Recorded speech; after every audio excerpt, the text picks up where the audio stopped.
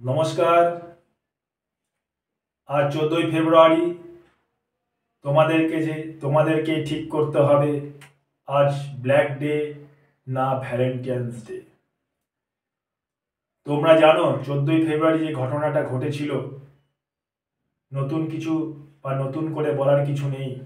তবে নতুন করে যেটাই বলবো সেটা তোমরা শুনলে খুবই আশ্চর্য হবে, এবং কথাটা যদি তোমাদের কাছে সত্যতা মনে হয়, এই ছবিটাকে, এই ভিডিওটাকে এত ভাইরাল করো যেন পার্লামেন্ট অবধি পৌঁছে যায় এবং সারা পশ্চিমবাংলা তথা ভারতবর্ষে যত সেন্ট্রাল প্যারামিলিটারি ফোর্সের মায়েরা যারা কাঁদছে তাদের মুখে যেন আমরা হাসি ফোটাতে পারি। 14ই ফেব্রুয়ারি 2019 সালে পুলওয়ামাতে যে ঘটনাটা ঘটেছিল, 40টা বীর সন্তান, বীর যোদ্ধা যেভাবে তারা মৃত্যুকে গলে লাগিয়েছিল, সেই ইতিহাস তোমরা নিশ্চয়ই জানো। কিন্তু তার পরবর্তী ঘটনা হয়তো তোমরা জানো না, সেটাই তোমাদের কাছে তুলে ধরছি। ইন্ডিয়ান আর্মি, নেভি, এয়ার ফোর্সকে সেন্ট্রাল গভর্নমেন্ট শহীদের দরজা ডিক্লেয়ার করে রেখেছে। অর্থাৎ তারা যদি কোথাও কোনোভাবে ক্যাজুয়ালিটি হয়, তাদের কিন্তু শহীদের মর্যাদা বা ব্যাটেল ক্যাজুয়ালিটি সার্টিফিকেট দেওয়া হয়। কিন্তু আমরা কি দেখলাম?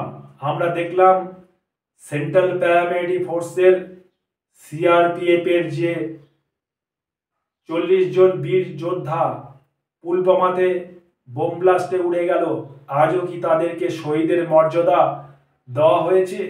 তাদের কি কোনো ব্যাটেল ক্যাজুয়ালিটি সার্টিফিকেট দেওয়া হয়েছে? এক কথায় বন্ধু, তোমাদের জানিয়ে রাখি, কোনো শহীদের মর্যাদা কিন্তু গভর্নমেন্ট দিচ্ছে না।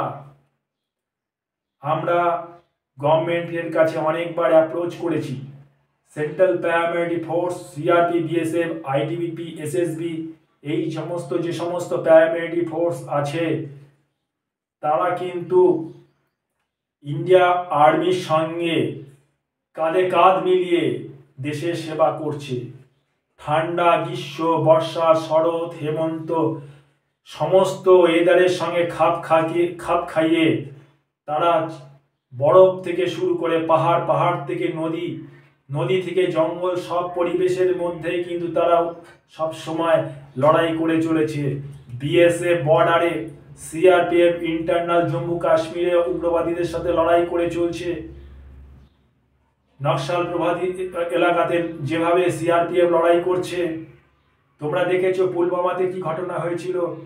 পুলওয়ামাতে ভারতবর্ষের বিভিন্ন জায়গা থেকে সিআরপিএফ এর জওয়ানরা ছুটি কেটে যখন তারা জম্মুতে ট্রানজিট ক্যাম্পে একত্রিত হয়েছিল, দিনটা ছিল 14ই ফেব্রুয়ারি।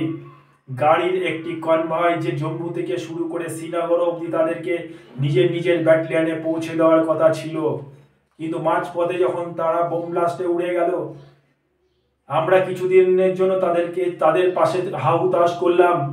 সিআরপিএফ এর জওয়ানরা বলিদান দিল, কিন্তু গভর্নমেন্টের তরফ থেকে কোনো হেলদোল নেই তাদের ব্যাটেল ক্যাজুয়াল সার্টিফিকেট। অর্থাৎ আজও পর্যন্ত কোনো সিআরপি, বিএসএফ, আইটিপি, এসএসবি জওয়ানদেরকে ব্যাটেল ক্যাজুয়ালিটি সার্টিফিকেট দেওয়া হয় না।